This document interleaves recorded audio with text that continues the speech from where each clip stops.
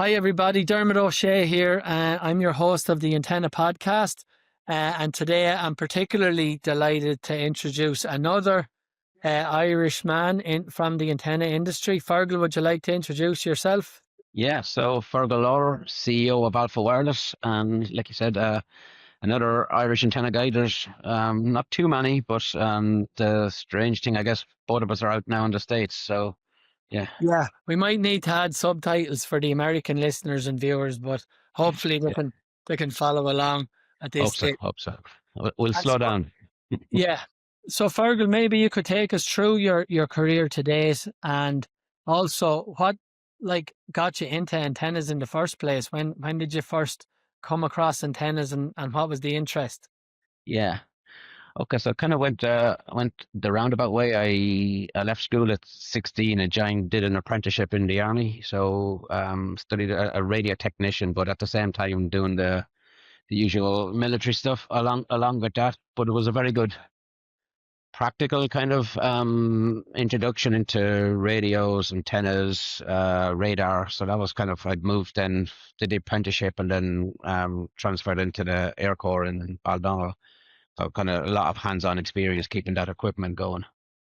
I then that kind of whet the appetite a bit. So then I took a career break. I went down to University Olympic and studied electronic engineering and kind of focused on electromagnetics. So that was kind of getting probably the foundation for antenna design more than just the repair and fixing it.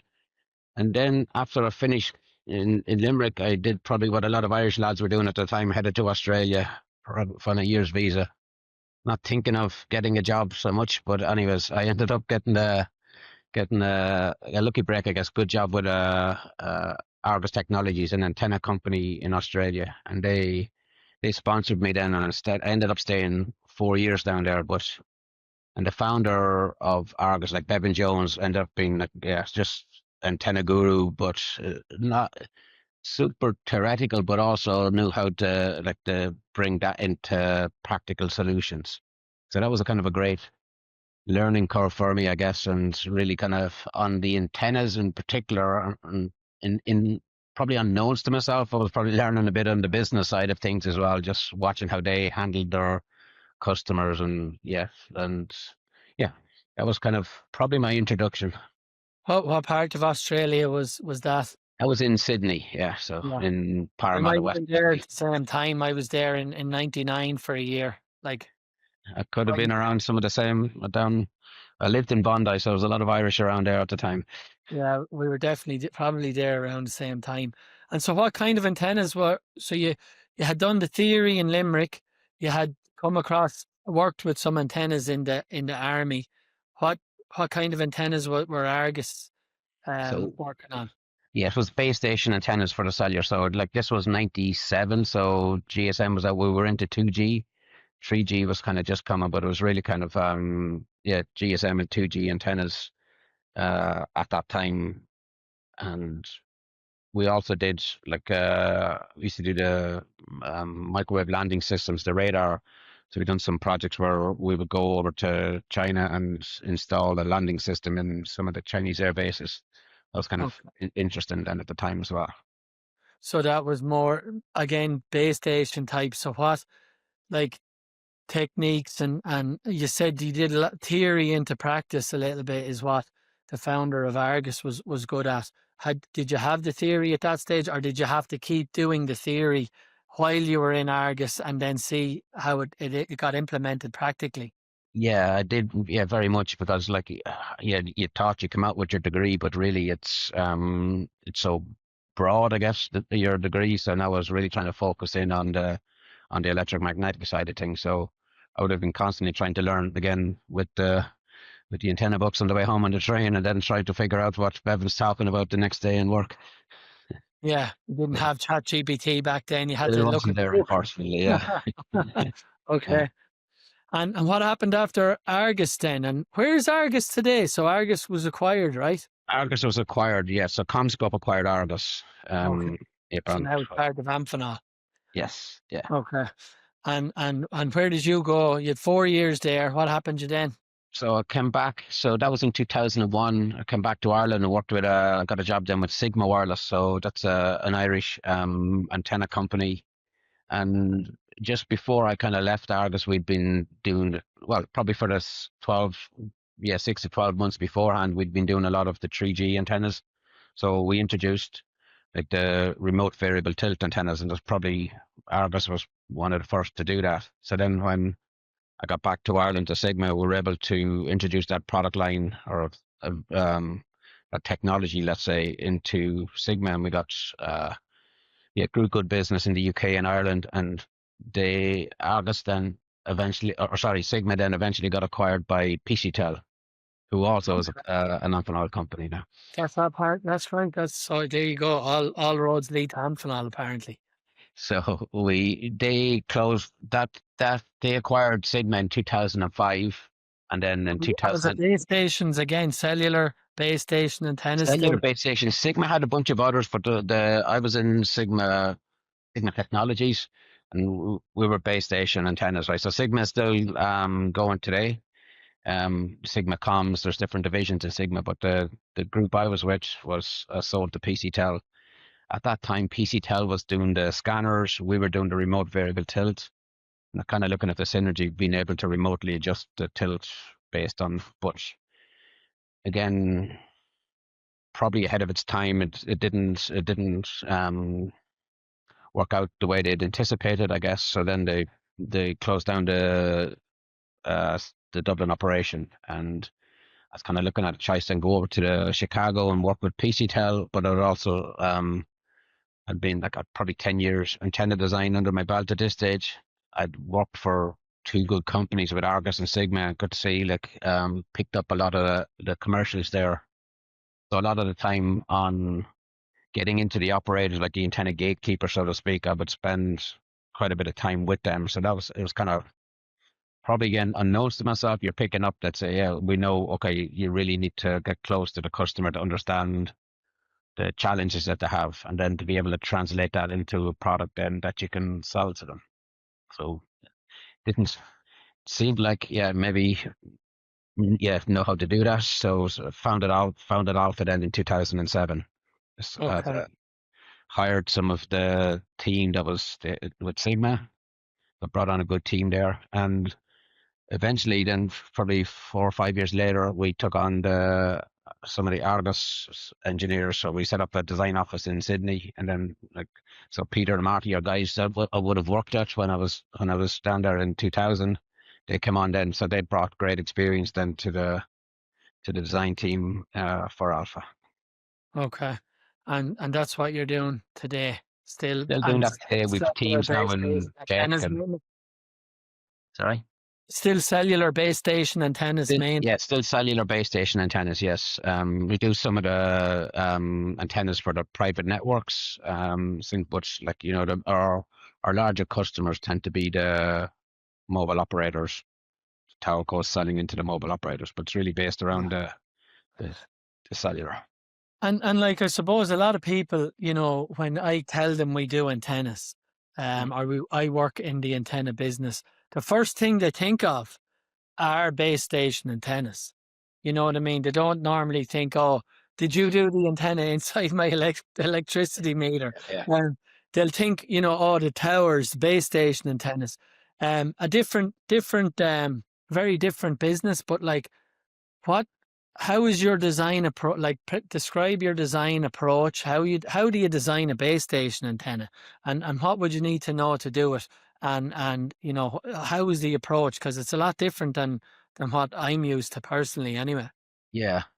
Yes, for sure. So look, and then some of the things that we were doing back in, like say 2000, is kind of just progressed. Like so, nearly all cellular or base station antennas, probably 99% of them are variable tilt, so they have phase shifters that have yet your array of radiant elements. So you're looking to get maximum gain. You're trying to get 17, 18 dBi gain. So you're using 10 element arrays, you have phase shifters, Okay. low loss phase shifters. And And what are the phase shifters for? phase shifters, so you're trying to What's the steer role? your adjusting the phase to the elements, which steers the vertical beam. So you can kind of go maybe between, for example, 0 and 10 degrees. So if you're up on the tower and you need to point your signal down, you're able to do that remotely through the base station. Okay. So there is it mechanical tilt or do you use electrical? It's electromechanical, so it's a phase shifter, which you could, for example, there's different techniques, but you could be sliding dielectric, you could be extending lines, so you're extending the electrical length to each of the elements, and that in turn causes the vertical pattern to tilt. Okay. So you're always you can control your pattern for the customer by adapting the elements in the array and also designing these shifters in a specific format. Yeah, and you see, and with the way, like, so back in, like, say when I would have started in August, you would start off, you'd have one band. It was like GSM, and then 2G came out. Then quickly you're having a dual band, which was your GSM and your 2G. So now we could have yeah, 5, 6, 7 frequency bands in the one antenna. So you could have your 600 and 800, 18, 21, 26, and then your 3.5. So Mm. all those bands now have to fit in. So there's lots of new cool techniques that kind of come out that we've developed and have patents on, where you can have elements sitting under other elements and they're transparent because it's part of the design techniques on um your kind of frequency transparent dipoles like that are used. Frequency transparent dipoles. Mm, Okay. yeah. So how maybe expand on that term. I haven't heard that before. Yeah, so if you could imagine, say your low band element is a particular size, and underneath that you might need to put your mid band element. If you i- if you don't do anything, it's going to have huge distortion on the pattern. So we will put again because of like a frequency selective surface can go over that lets through the mid band frequency through the top without distorting it, and then they'll have filters again that it blocks anything kind of coming back into the mid band. So you're trying to design the top dipole that is transparent for the band underneath it, and you're trying to filter out anything in the bottom element that's not taking the the unwanted signal back in. Yeah. So and I think to explain to people the reason is the the market does not want to extend the size of the antenna for the additional frequencies. We probably need to make them smaller, even though there's additional frequencies needed. Exactly.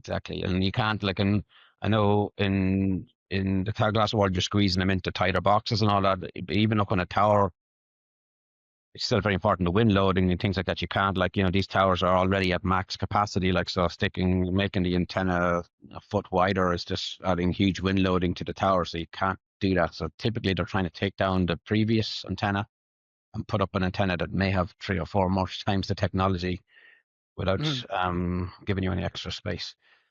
Okay. And so one way you do this is frequency transparent dipoles. Yeah. Okay.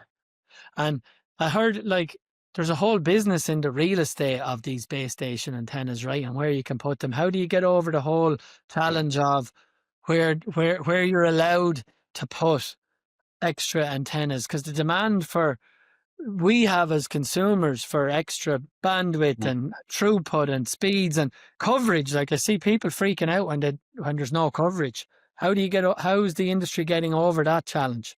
So there's probably come to a saturation point nearly where you're building the large macro towers that everyone's familiar with outside the towns, these big kind of boomer sites with antennas on it. We've in Alpha in the last probably two or so years. So let's say we're out and out an antenna company doing innovative base station antennas for the last 15 or so years, but we've now trying to pivot towards being able to do what we call our telecom streetwork solutions. These are so we're still kind of antenna at the core, but we're taking the antennas, pole, feeders, enclosures, designing them all into a kind of a very slick, aesthetically pleasing as much as you can do site. So that allows you then to put those sites in closer to where the users are. So they can be in car parks of retail centers, they can be on right of ways. So you're trying to build a solution that's kind of hidden in plain sight. Like not every, I guess anyone that's in the antenna business is walking around looking up and spotting a sad existence of looking up and saying, "Can you spot your antenna?" But the most people that aren't in the business are probably walking right by these without knowing they're there. Yeah, I've seen some of these solutions from Alpha. They're like trash can enclosures with an antenna.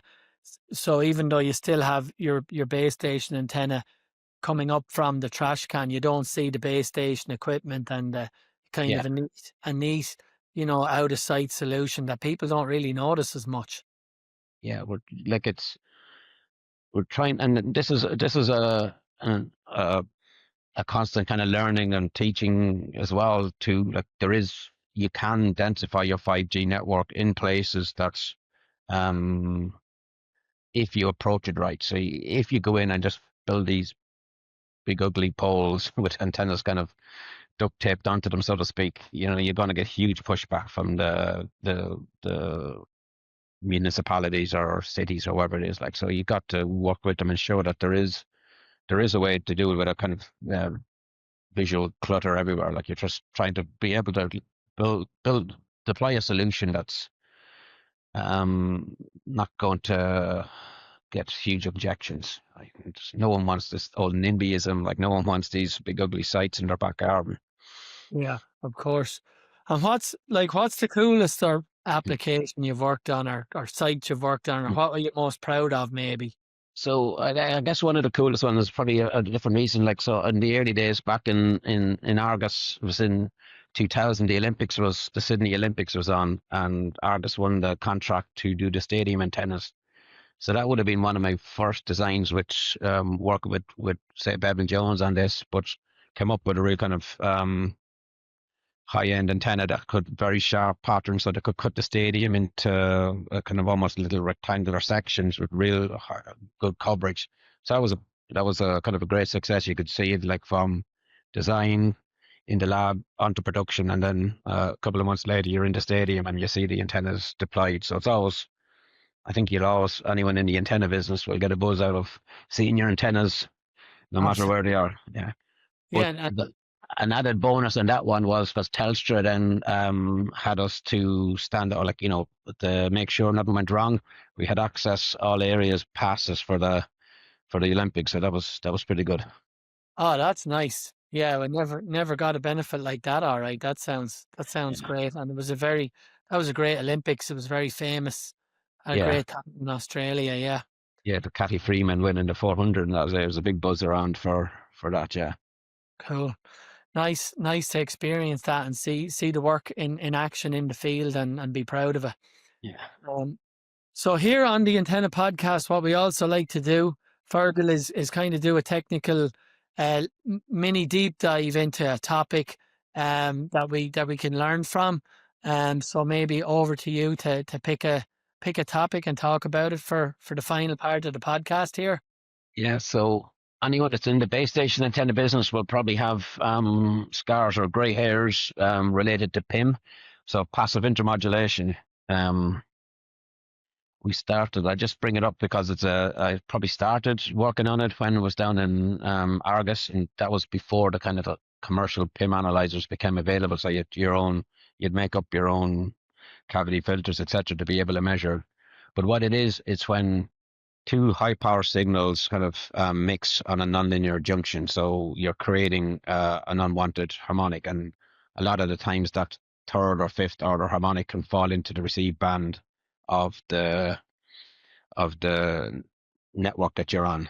So increasing the noise, so adding a couple of dBs of noise into the system, so just degrades your performance and your throughput. So it's a huge challenge to get these right. So you're talking measuring levels down to kind of minus 153 dBc.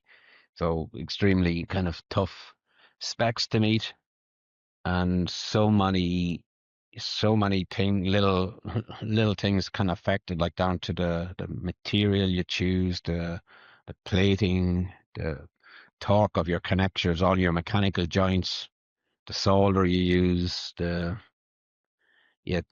again your phase shifters, all that. There's sliding moving parts in there. Like any of that's not designed right, will cause PIM. So it's a very challenging spec to meet, but the only way to truly tackle it is to fix it at source, at the design. Like you can't. It's not one of these things that you can doesn't work and you tune it in the antenna. Just you got to take it out at the start, or you're just um kicking the can down the road. Just you need to every one of your materials need to be scrutinized, and you have an audit trail on them. Your suppliers that you use, you need to make sure that they're building them the way you want. So it's a very unforgiving kind of spec, but and it's got much more complex now because, as I said, back in August in '97 or '8, like you were doing it with one band. Now you have 5, 6 bands coming in all lit up together. Like so, anything at all that's wrong is going to light up PIM. And how do you design for that? Is this like, is it simulation? Is it like prototype and test? Is it the experience that you have because you're doing these for 20 years? How do you know how to avoid PIM? There's an awful lot of experience is probably key. So like and again, this was one of the interesting parts I found myself about base. Like there's a huge amount of practical work in, like you got your design, your theory, and your simulations to get you to a level, but you need a huge amount of practical know-how and experience and kind of shared experiences with your teams then as well, because of like there's lots of crazy theories that you think you stumble upon that you fixed it, but then when you yeah, working through with the teams and really rigorously looking at the results and making sure that fixed the PIM, not some other kind of something else you done at the same time. You really got to step by step to make sure each component is at the right levels. So then when they're all combined together, you're able to say, well, we know the phase shifter is good, we know the radiating elements are good, we know the input cables are good. So you kind of you build up that knowledge base, and it's a huge amount of measurements. Like you measure, even antennas going through production today are going through multiple PIM tests throughout the cycle of the build. So in any variances at all in any part or component or even um, manufacturing process can affect Yeah, it. So you need a lot of. I found this with a lot of people, don't realize this when they're designing antennas, that this a lot of discipline and patience is needed, yeah, yes, yeah. Yes. Yeah, and a lot it can drive you don't. around if you're looking for a quick fix on this. Like it's not going to happen. Yeah. Okay. So yeah, patience and discipline. That's something a lot of people don't want to do because they want to just get to the end result and go, look at this cool antenna. Yeah. Okay.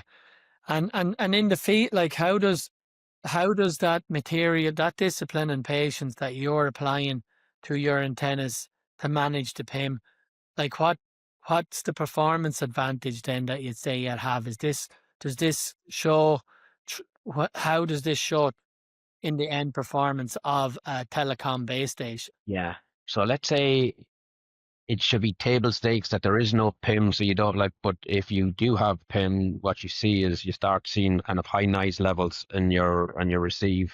Your sine hours gone, so then your throughput and everything suffers. So you start Oh, getting poor throughput caused by the kind of noise levels of the whole network rise.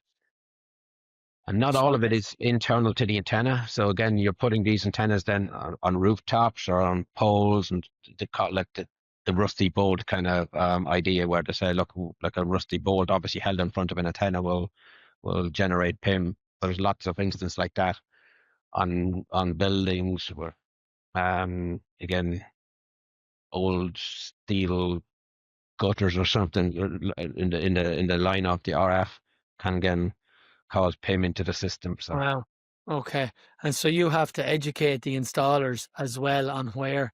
I didn't realize that was really important. It was Yeah. the immediate environment of a base station antenna. Like obviously not in front of it, but even if you have something underneath or something like that. Yeah, you can teach the back lobe, like, so there's a radiation, so not all your signal goes straight out, right? So there's always overflow behind it. So if it's hitting any potential kind of nonlinear junction, it can create PIM.